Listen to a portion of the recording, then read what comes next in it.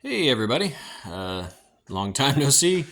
I have been really busy getting this thing together. Learned a lot of lessons, went a lot of different directions, learned a lot of things, but I think I finally figured out this is probably the best way to do an E38 LS swap turbo setup. I'm going to go and share it with you, and these are some solid design choices I went with after, of course, two other iterations, which was first twin turbo, bad idea. Single turbo, better idea. This is single turbo with the way it should be. So, first off, what I did, the big game changer was the exhaust manifolds. I had those big headers on there with big 1 7/8 inch runner, 3 inch out. Totally unnecessary for what this is. And I know that because I ended up going to LS Fest East last month. And it dawned on me pretty quickly that a lot of the guys are actually running truck manifolds. Which is what I'm doing. There are projects out there going into the sevens running these manifolds. Know that. And they're cheap. They're easy to do. I did spend some extra money and I hired a professional welder to weld the V-bang 2.5 inch V-bang clamp on there. There is a lot of information on the internet about this, a lot of contention about, what's the right way, preheating, not preheating, whatever. In my mind, these are a little bit of an experiment. If I were to do this again, I might consider actually trying to work with like some Summit cast manifolds and just go to a bolted flange. But I like it. It works. The stock truck manifold actually came out so far that it almost touched the frame. So keep that in mind. And I also had some oil lines over here to dodge as well, so I was kind of worried about that. Anyway, I heat wrapped it, 2.5 inch, ran it all the way over to the other side. I've got a flex section in the middle there, and then I brought it up. Let me see if I can get in there a little bit. Down in there, you can see where it kind of goes in and passes up into the turbo, and it just comes up. It barely dodges the truck compressor, but there is actually a fair amount of room in there, so I'm not so worried about it getting overheated and killing the compressor. So I do have AC as an option now. This is two Silverado lower radiator hoses put together with a coupler. And I'm running an ICT billet straight thermostat housing.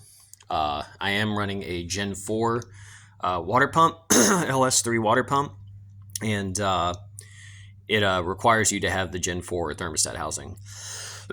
Excuse me. And these are a big difference. Make sure you're getting the right one for your pump, not your motor, which is what I did and almost made a big mistake there. So anyway, the pipe comes up, goes into that T4 flange, into my 78mm turbo. I made a boatload of pie cuts right there to get that going around, and boy, was that fun. One thing I bought was a horizontal bandsaw. I totally recommend that thing. I have used it so much in the past couple months. It's been great. Totally recommend that if you're doing this stuff. And so, yeah, I got my other manifold right there. Again, these are two passenger manifolds. That one's just flipped around and this one's flipped upside down. I'm running a 4-inch out on my turbo because that's what the turbo is. I was looking at some of the cars when I was at LS Fest, and there was another guy. There was like a school out there. They had an exposition there with an E38. They had like 95 750, and they had LS swapped and turbocharged theirs, and they were just running a 3.5-inch exhaust out and making something like 700 horse, which I think even a smaller turbo. I'm not even sure. I'm running the stock cam in my LQ4, so hitting big numbers is not ever really a goal. I just wanted a big V8 that didn't lope at idle and had a lot of power. So that's why I did this. And if I get somewhere in the neighborhood about 500 to 550, I'll be very happy. So yeah, that's what I did with my turbo. I think this is the better way to go. Going with a 4-inch out, I did have to later make a merge collector where that 4-inch out turns into 2.25 pipes that hooks up to the stock exhaust system because I'm running stock exhaust on this.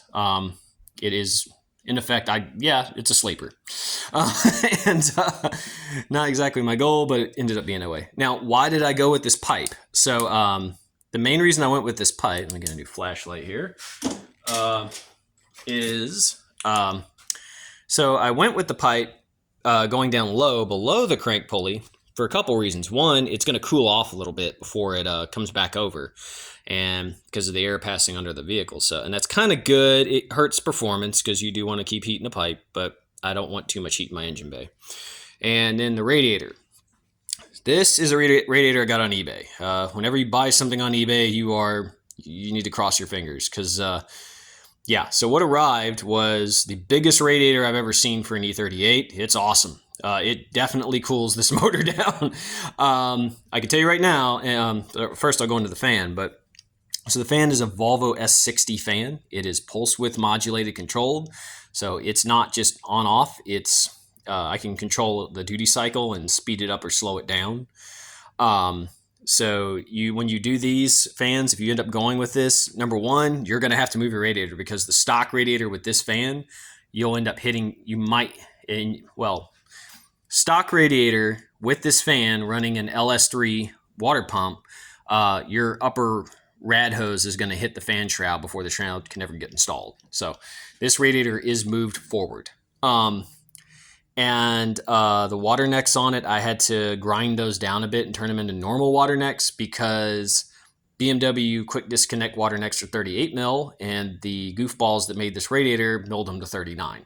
So again, I left all that in reviews for them. They may hate me now. Anyway, for the brackets for the upper part of the radiator there, those are actually 1995 Toyota Camry radiator brackets flipped upside down, bent and holes drilled at them. Worked great. So yeah, but I drove this down the highway. I went to 210 degrees. That was the highest I ever saw on the highway, and that was giving it boost up a hill. I do have the oil cooler, trans cooler, power steering cooler, condenser, and intercooler all installed in the front here. And that radiator and fan combo never has to really go above about 35% duty cycle. I've got it set, like if it ever does go above 250 or 245 or whatever, it's going to go to 90%, which is a lot. I turned it up just playing around with it, and boy, was that awesome. So I do like this setup. I think this is the way to go. You will notice that there is no ABS module. It's in the e-box. I did get that working. I do have my speed signal. All that stuff's working now. I do have an ABS light. I don't know what it is, but it's not stopped me from doing anything. So I'm going to research that one further. But it's fine. I don't really care about ABS all that much. So heater core lines, there is no real room here anymore. Those are capped on the side.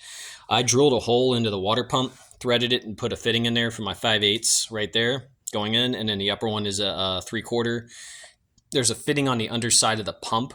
I drilled and tapped that in with a big giant tap set I've got, and just ran a piece of hose out the back that can be hooked onto, and that allows me to take my water pump away without having to disconnect the hose all the way in the back. So that's why that's there. But yeah, other than that, this has been a really good setup. I'm much happier with the quality. I really do not like those big squirrely manifolds I had on before. They caused so many problems. You had to reroute your plug wires. They were expensive. They expended a ton of heat. So you don't want any of that stuff. The accessory bracket I went with here, that's a Holly bracket. It gets my stuff up and out of the way of that pipe, but you might be able to pull it off with just the standard truck bracket. Maybe that'll work. But other than that, this is the setup. I'm going to just keep driving it and playing with it. I'm learning how to play with the boost control a little more. But yeah, that's about it.